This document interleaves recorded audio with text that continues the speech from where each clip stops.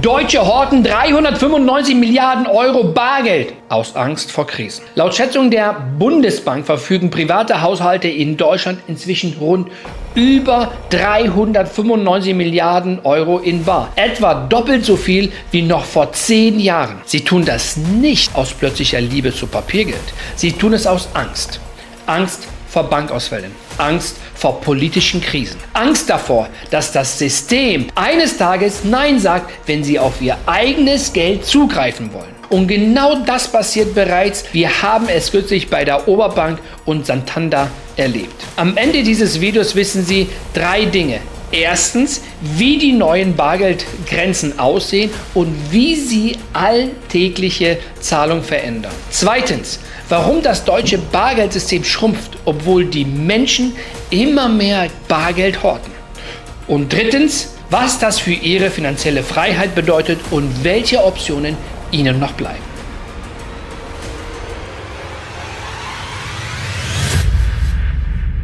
Laut Sparkasse plant die EU eine Obergrenze von nur 10.000 Euro für Bargeldtransaktionen als Teil des neuen Anti-Geldwäsche-Pakets. Alles darüber hinaus wird schlicht nicht mehr erlaubt sein. Und es gibt noch einen zweiten Auslöser. Ab etwa 3.000 Euro Bargeldzahlungen müssen Geschäfte und Dienstleister ihre Identität überprüfen und ihre Daten erfassen. Damit wird gehortetes Bargeld faktisch zu einem rechtlichen Risiko, sobald man es ohne genaue Planung ausgeben will. Die Frage lautet also nicht mehr, wie viel Bargeld habe ich zu Hause, sondern wie kann ich mein eigenes Geld nutzen, ohne in eine Überprüfung oder Ermittlung zu geraten. Stellen Sie sich vor, Sie renovieren Ihr Haus, die Rechnung beträgt 3.500 Euro, Sie haben das Geld bar. Sie möchten bar bezahlen. Mit den neuen Regeln geht das nicht mehr. Denn das macht sie zu einem rechtlichen Risiko. Sobald der Betrag 3.000 Euro überschreitet, muss Ihr Ausweis geprüft, Ihre Daten festgehalten und in vielen Fällen an Behörden weitergeleitet werden. Und machen Sie dabei einen Fehler, droht Ihnen eine Geldstrafe. Denken Sie nun an den Autokauf oder größere Anschaffungen. Plötzlich gibt es 3-mal so viel Papierkram. Wer sind Sie? Woher stammt das Kapital? Warum? Wie? Wann? Es hört nicht mehr auf. An Bargeld zu kommen, sollte einfach sein. Sie gehen zur Bank, Sie gehen zum Geldautomaten, Sie heben Ihr eigenes Geld ab. Fertig. Doch selbst das wird immer schwieriger. Die Zahl der Bankfilialen und Geldautomaten sinkt rapide. Berichte zeigen, die Zahl der Bankfilialen in Deutschland ist unter 20.000 gefallen. Die Zahl der Geldautomaten ist erstmals seit Jahrzehnten unter 50.000 gesunken. Seit 2020 sind tausende Geldautomaten verschwunden. Lokale Medien und NTV berichten, dass Menschen in vielen Regionen inzwischen lange Wege zurücklegen müssen, nur um einen Geldautomaten zu finden. Ein Blick in soziale Medien zeigt die Reaktion. Bargeld, bargeldlos, Kartenzahlung, kontaktlos. In den meisten Beiträgen beschweren sich Menschen über Bargeldbeschränkungen. Vor allem ältere Menschen sagen, sie sollen plötzlich Apps nutzen, obwohl sie ihr ganzes Leben mit Bargeld gelebt haben. Die Konsequenz? Menschen behalten Bargeld zu Hause. So entstehen diese 395 Milliarden Euro. Doch auch diese Lösung wird bald wertlos, denn die physische Infrastruktur, um Bargeld zu bekommen und zu nutzen, schrumpft täglich. Deutsche behalten Bargeld zu Hause, weil sie Angst haben, den Zugang zu ihrem eigenen Geld zu verlieren. Und diese Angst ist nicht unberechtigt. Wir brauchen Geld im Portemonnaie, neben Karten. Bargeld ist aus guten Gründen König. Erstens Wahlfreiheit. Zweitens Zugang. Und drittens gleiche Rechte für ältere Menschen, Geflüchtete, ärmere Bevölkerungsgruppen und digital nicht versierte Menschen. Das nennt man finanzielle Inklusion. Bei Stromausfällen, bei defekten Geldautomaten, bei technischen Störungen brauchen wir Bargeld. Und auch dann, wenn Konten wegen Geldwäscheverdacht vorübergehend gesperrt werden, Bargeld muss verpflichtend bleiben. Neben seinem glänzenden neuen Cousin, dem digitalen Euro.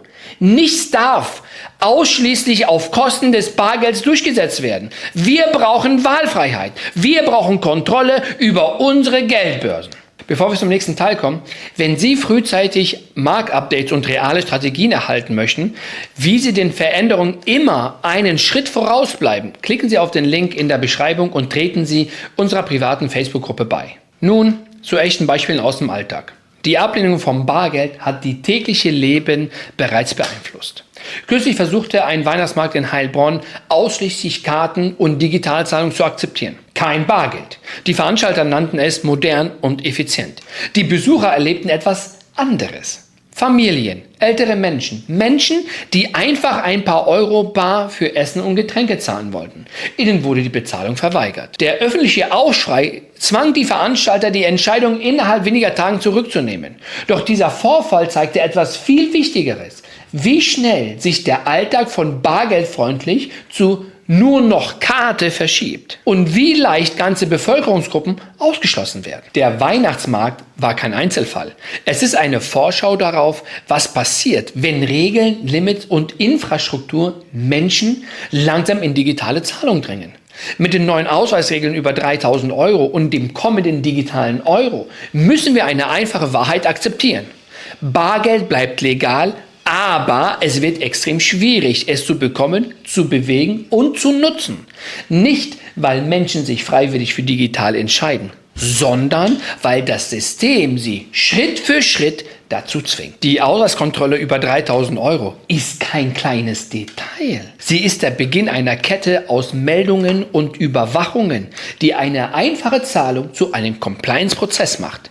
So läuft es tatsächlich ab. Zuerst wird Ihr Ausweis kopiert, dann werden Ihre Daten über Jahre gespeichert, dann prüft die Bank die Transaktion. Und weil Banken unter enormen regularischen Druck stehen, reagieren sie aus Angst. Kontosperren zuerst, Fragen stellen später. Deutschland wird nicht wegen eines einzelnen Gesetzes bargeldlos. Es wird bargeldlos, weil das System rund um Bargeld zusammenbricht. Und die Bargeld am dringendsten brauchen, verlieren zuerst den Zugang. Ältere Menschen ohne digitale Kenntnisse. Ländliche Regionen ohne Bankfilialen. Familien mit schlechtem Internet. Wenn das physische Netzwerk schwächelt, wird Bargeld unpraktisch. Und was unpraktisch wird, verschwindet leise. Die Regierung wird niemals ein Bargeldverbot ankündigen. Kein Politiker sagt, wir schaffen das Bargeld ab. Stattdessen passiert Folgendes: Grenzen, Ausweispflicht, weniger Akzeptanz, weniger Abhebemöglichkeiten und es ist erledigt. Das Gesetz sagt, Bargeld ist legal. Die Realität sagt, viel Glück beim Benutzen. Jeder kennt Zahlungsausfälle. Kartennetzwerke brechen zusammen, Banking-Apps stürzen ab, Geldautomaten frieren ein, Server gehen offline. In solchen Momenten hilft nur eines: Bargeld. Doch wenn Bargeld schwer zugänglich wird, schwer nutzbar ist und an Bürokratie geknüpft wird, werden Millionen Menschen vollständig von fragilen digitalen Systemen abhängig. Und dann bleibt eine Frage: Was passiert, wenn das digitale System ausfällt und das Backup nicht mehr existiert? Ich bin Rabbi Rabea. Ich helfe Ihnen zu verstehen, was sich in den Märkten und Regeln verändert und wie Sie finanziell frei, stabil und in Kontrolle bleiben. Abonnieren Sie den Kanal und verfolgen Sie unsere wöchentlichen Episoden. Wenn Sie immer auf den neuesten Stand bleiben möchten, lade ich Sie ein Teil unserer Community und unserer wöchentlichen Webinare zu werden, in denen wir die konkreten Schritte besprechen, die Ihnen noch zur Verfügung stehen. Der Link ist in der Beschreibung. Ich sehe Sie in der nächsten Episode.